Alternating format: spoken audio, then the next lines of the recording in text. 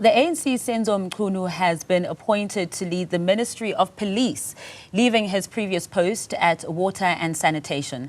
The change comes at a crucial juncture for the nation as communities grapple with escalating gang violence that has plagued many urban areas. Nasiphi joins us live. Nasiphi, what's been the reaction from where you are right now with this new appointment of a new police minister? Well, we do have Lynn Phillips from the Cape Flats Safety Forum, who's the secretary there, who will be giving us her thoughts following that announcement by President Ramaphosa. When it comes to policing, and as you put it, a number of communities on the Cape Flats and even outside of the Cape Flats here in the Western Cape have been gripped by ongoing gang violence. A number of people have lost their lives, young children, including women, caught in the crossfire. And in some communities like Hanover Park, this has become a daily occurrence since the beginning of the year, many of them sounding the alarm and calling on authorities to act.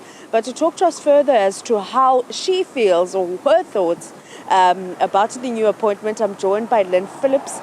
Lynn, your immediate reaction to the announcement that Mr. Senzo Mchunu will be taking up his position as Minister of Police?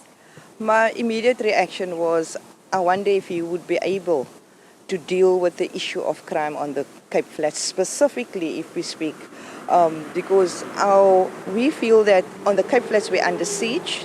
We feel that we are losing lives on a daily basis, and it's our young people that are dying, women, children specifically, and we are tired of sending condolences. So we would like to know what will his plan be, because what we picked up for the past 5 years, there was no real plan from SAPS. There is sophisticated equipment that they can use, and that has never been enacted. From our perspective, we would like to say what we want the minister to focus on in order for this to be effective in our communities on the Cape Flats. What are those points, Lynn? Okay, firstly, we want to say the crime intelligence in the Western Cape is an indictment on the democracy that we have. So that needs to be resolved, because crime intelligence is the one that's supposed to feed the information before things happen, and it's not happening on the Western Cape. You must get rid of the rogue unit in Western Cape that we had, because we don't hear if the rogue unit is still operating. Because the links of the rogue unit is for us a serious concern. Secondly, you need to clean SAPS internally. And when I say clean SAPS, it's not just your junior officials. We are talking right through the ranks needs to be clean because of the corruption. Guns has been sold to gangsters on the Cape Flats. And this is the reason for the bloodbath in our communities. And if that is not going to be dealt with, then we can forget about having a safe environment, which is the mandate of SAPS.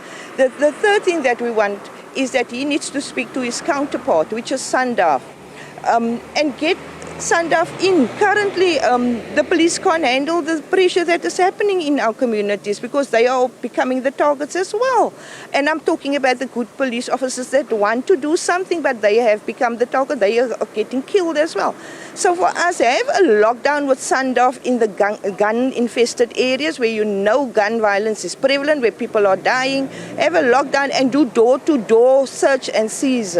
That would only assist, because even if it means you need to search Lynn's house that's living in that community, you need to do it, because Lynn might be the one that's keeping the guns and the drugs. And it's all about the economy in our communities, because people benefit financially on this because of poverty. And the underlying factors to all those ministers that has been appointed, they must understand that crime has a multifaceted must have a multifaceted approach. So they will have to uplift with their mandate and deal with the issue. This education for me is key. And if we can't take funding away from education, we need to build our capacity with our learners. We need to ensure that they are capable of finding employment once they leave school. So those are the critical things that needs to happen within our communities. So for me, stop and seize. And they must also have specialized units at station level. A counting to one officer that is trustworthy, no cell phones, no radio control, because that is where the information leaks out. Thank you so much. We'll have to unfortunately cut there. That is Lynn from the Cape Flats Safety Forum, detailing to us what is currently transpiring in these communities on the Cape Flats. We understand that communities like Manenberg, Ottery, Lavender Hill, Hanover Park, and even as far as Stellenbosch have been gripped by ongoing violence, particularly this past weekend, a number of people losing their lives. We're hearing now from Lynn that he is calling on the newly appointed Minister of Police to call on his counterpart in the defense and have lockdown operations in gang-infested communities to not only rid of the illegal firearms and ammunition, but also the drugs in those particular communities. We do know that majority of the time when there are flare-ups, particularly in the Western Cape, it's usually over turf wars. Nasiphi Same, thank you so much for that very important insert coming through from the Cape Flats.